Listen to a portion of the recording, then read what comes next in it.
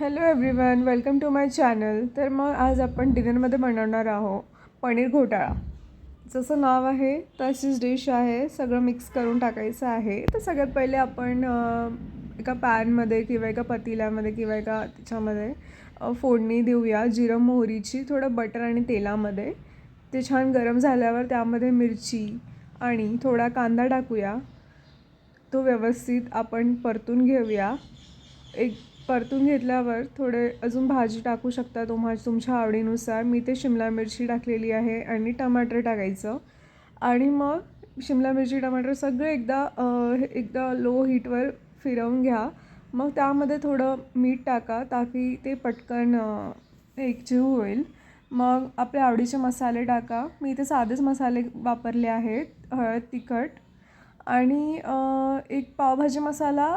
मी थोडं एनहान्स होते टेस्ट. पावभाजी मसाला पण टाका. मी इथे पनीर ग्रेट करून ठेवलं होतं अगोदरच. तुम्ही पनीर टाका ग्रेट करून. त्यानंतर थोडं कोमट पाणी टाका, म्हणजे ते एकजीव होईल सगळं. आणि मग इथे मी थोडं चीज टाकली आहे. सगळं झाल्यावर वरून थोडी चीज टाकायची. ते तुम्ही बघू शकता. साईड डिश आम्ही पाव घेतो आहे. खूप छान क्रिस्पी बटरमध्ये मस्त पाव करून घ्या. आणि मी इथे वरतून थोडी कसुरी मेथी टाकलेली आहे. मी सुहानाची कसुरी मेथी यूज केलेली आहे. आणि थोडा कोथिंबीर. ही एक छान डिश झालेली आहे तयार. आपली पाव पण तयार आहेत. चला तर मग एन्जॉय करूया डिनर.